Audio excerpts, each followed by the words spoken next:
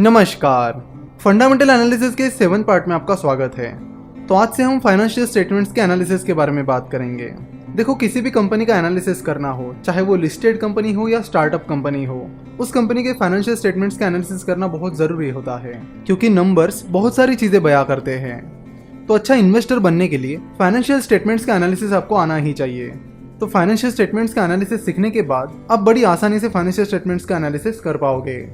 Financial statements में mainly 3 चीजें होती है: balance sheet, profit and loss statement जिसे इनकम स्टेटमेंट भी कहा जाता है, और कैश फ्लो स्टेटमेंट। तो हम शुरुआत करेंगे बैलेंस शीट से। बैलेंस शीट को कैसे एनालाइज किया जाता है, इसे सीखने से पहले मेरी आपसे रिक्वेस्ट है कि कुछ टाइम पहले हमने यूट्यूब पर बैलेंस शीट से जुड़ी 2 वीडियोस अपलोड की थी, जिनका टाइटल था how to read balance sheet on Moneycontrol part 1 और how to read balance sheet on Moneycontrol part 2। तो इन दोनों वीडियोस को आप जरूर देख लीजिए, क्योंकि इसमें हमने बैलेंस शीट में जो टर्म्स होती है उनका मतलब समझाया है। साथ ही बैलेंस शीट को बैलेंस शीट क्यों कहा जाता है, बैलेंस शीट में जो हर एक टर्म है उसका मतलब क्या है, शेयर होल्डर से उठाया हुआ पैसा कंपनी के लिए लायबिलिटी कैसे होता है, ये सारी चीजें हमने उन 2 वीडियोस में पहले एक्सप्लेन की है। तो आज हम बैलेंस शीट के टर्म्स और उसके बेसिक्स के बारे में बात नहीं करने वाले। आज हम बात करने वाले कि बैलेंस शीट को एनालाइज कैसे करें। सो अगर आप ये 2 वीडियो पहले देख लोगे तो आपको आज का ये सेशन अच्छे से समझने में मदद होगी। फाइनेंशियल स्टेटमेंट्स का एनालिसिस करते वक्त जो सबसे पहली चीज हमारे दिमाग में आती है वो ये कि फाइनेंशियल स्टेटमेंट्स ढूंढे कहाँ पर। किसी भी कंपनी के फाइनेंशियल स्टेटमेंट्स ढूंढने के लिए आपको उस कंपनी की वेबसाइट पर जाना होगा और इन्वेस्टर रिलेशंस इस सेक्शन पर क्लिक करना होगा। फॉर एग्जाम्पल, अगर आपको रिलायंस इंडस्ट्रीज के फाइनेंशियल स्टेटमेंट्स चाहिए तो उसके लिए आपको रिलायंस इंडस्ट्रीज की वेबसाइट पर जाकर इन्वेस्टर रिलेशंस पर क्लिक करना होगा। तो इन्वेस्टर रिलेशंस पर क्लिक करने के बाद यहाँ पर फाइनेंशियल रिपोर्टिंग आपको दिखेगा, जिस पर क्लिक करने पर आपको रिलायंस इंडस्ट्रीज के फाइनेंशियल स्टेटमेंट्स मिल जाएंगे। सिमिलरली, फिलहाल हम आईसीआईसीआई सिक्योरिटीज का एनालिसिस कर रहे हैं।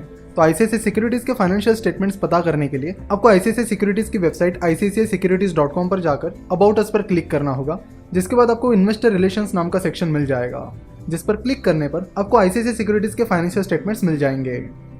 फाइनेंशियल स्टेटमेंट्स 2 टाइप में आते हैं: कंसोलिडेटेड फाइनेंशियल स्टेटमेंट्स और स्टैंड अलोन फाइनेंशियल स्टेटमेंट्स। तो इन दोनों के बीच का डिफरेंस जानना भी बहुत जरूरी है। स्टैंड अलोन फाइनेंशियल स्टेटमेंट्स सिर्फ उस कंपनी के फाइनेंशियल स्टेटमेंट्स होते हैं, उसमें उस कंपनी की सब्सिडरी शामिल नहीं होती। फॉर एग्जांपल, अगर आप रिलायंस इंडस्ट्रीज के स्टैंड अलोन स्टेटमेंट्स देखोगे तो उनमें बस रिलायंस इंडस्ट्रीज का मेन बिजनेस इंक्लूड है। उसमें रिलायंस इंडस्ट्रीज की सब्सिडरीज जैसे कि रिलायंस जियो, रिलायंस रिटेल, इनका परफॉर्मेंस इंक्लूड नहीं होता है। वही कंसोलिडेटेड स्टेटमेंट्स में कंपनी के मेन बिजनेस के साथ ही उसकी सब्सिडरीज भी ऐड होती है। तो रिलायंस इंडस्ट्रीज के कंसोलिडेटेड बिजनेस में उसकी मेन कंपनीज साथ ही उसकी सब्सिडरीज जैसे कि रिलायंस जियो, रिलायंस रिटेल, ये भी शामिल होती है।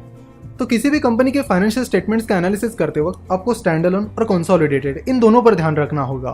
क्यों? क्योंकि आपको पता चले कि कंपनी का स्टैंड अलोन बिजनेस कैसे परफॉर्म कर रहा है और कंपनी की सब्सिडरीज कैसे परफॉर्म कर रही है।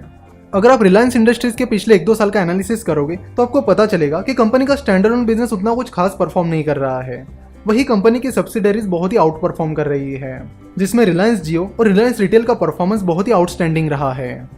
तो फिलहाल रिलायंस इंडस्ट्रीज के कंसोलिडेटेड स्टेटमेंट्स में रिलायंस जियो और रिलायंस रिटेल का कंट्रीब्यूशन बढ़ रहा है।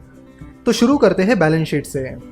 देखो, बैलेंस शीट का एनालिसिस बहुत जरूरी है, क्योंकि बैलेंस शीट के एनालिसिस से आपको बहुत सारी चीजें पता चलती है, जैसे कि कंपनी के पास कितना रिजर्व्स एंड सरप्लस है, कंपनी अपना कितना प्रॉफिट कंपनी में रीइन्वेस्ट कर रही है, कंपनी पर कितना डेट है, क्या कंपनी ने कोई रिलेटेड पार्टी ट्रांजैक्शंस किए हैं, कंपनी का डेट एक लिमिट में है या लिमिट से बाहर जा रहा है। तो इन जैसी बहुत सारी चीजें आपको बैलेंस शीट एनालाइज करके पता चलती है। बैलेंस शीट से जुड़ी एक और चीज आपको पता होनी बहुत जरूरी है, वो ये कि बैलेंस शीट एक स्पेसिफिक डेट की होती है, वो कोई स्पेसिफिक पीरियड की नहीं होती।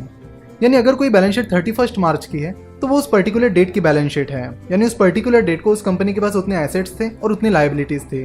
बैलेंस शीट किसी पर्टिकुलर पीरियड की नहीं होती, यानी 3 महीने की बैलेंस शीट, 6 महीने की, 1 साल की बैलेंस शीट, ऐसी कोई चीज नहीं होती।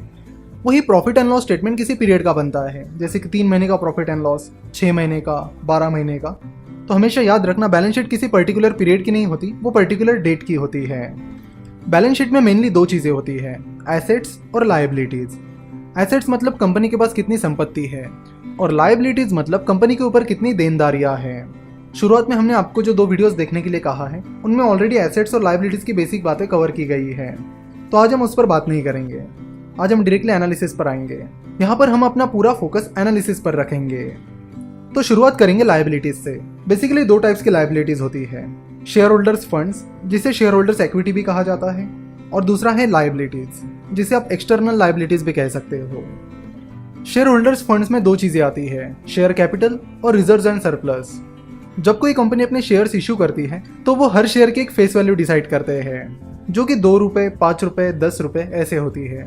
फेस वैल्यू बस एक अकाउंटिंग टर्म है, तो उस पर आपको ज़्यादा ध्यान देने की ज़रूरत नहीं है। मान लेते कि कोई कंपनी अपने 10 करोड़ शेयर्स आईपीओ में इशू कर रही है। उन्होंने एक शेयर की फेस वैल्यू 10 रुपए रखी है, वही वो कंपनी अपने शेयर्स 1000 रुपीज़ पर शेयर की प्राइस पर लोगों को बेच रही है।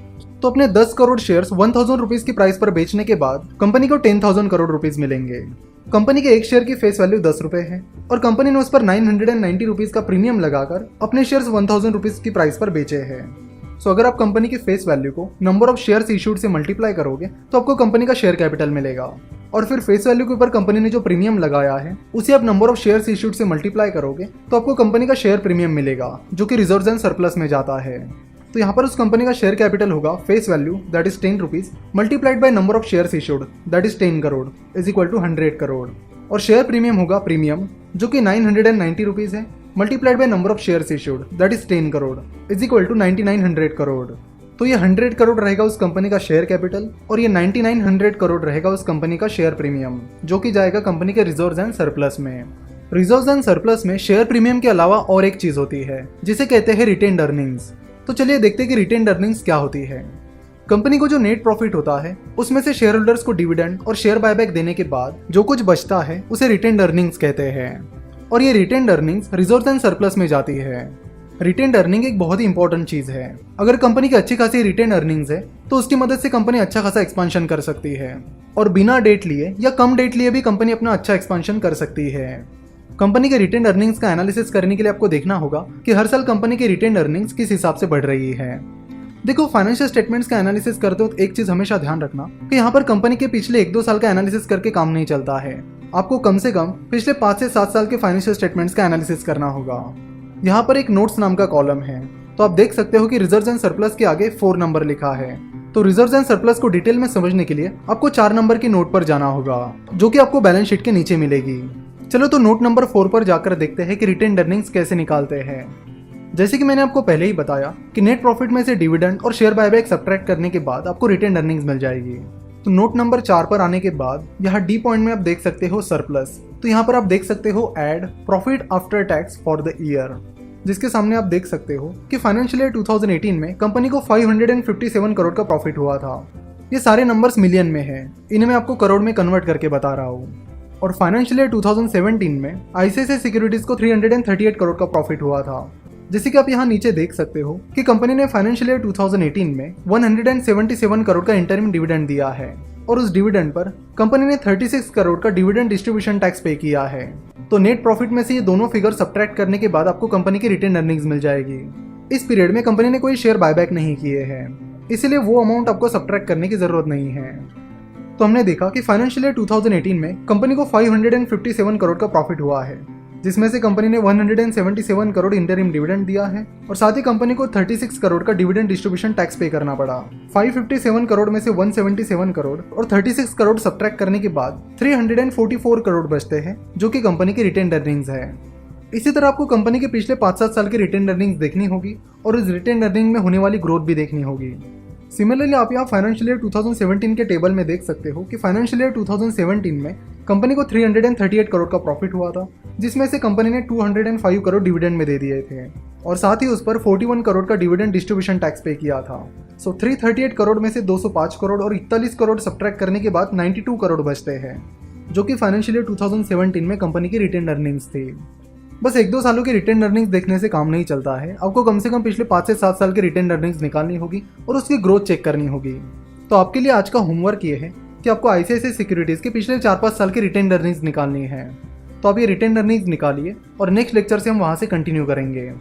आशा करता हूँ कि आपने आज का ये सेशन बहुत एंजॉय किया होगा, क्योंकि फाइनेंशियल स्टेटमेंट्स का एनालिसिस हमारा भी एक फेवरेट टॉपिक है, जिसे सिखाने में हमें भी काफ़ी मज़ा आता है। आशा करता हूँ कि आप भी इसे पूरी तरह से एंजॉय कर रहे होंगे। आगे चलकर ये एनालिसिस बहुत ही इंटरेस्टिंग होने वाला है। सो जल्दी आपसे मिलेंगे नेक्स्ट पार्ट में। हमसे जुड़े रहने के लिए आप हमें फेसबुक, ट्विटर और इंस्टाग्राम पर फॉलो कर सकते हो। वीडियो देखने के लिए और हमारे साथ जुड़े रहने के लिए आपका बहुत बहुत धन्यवाद।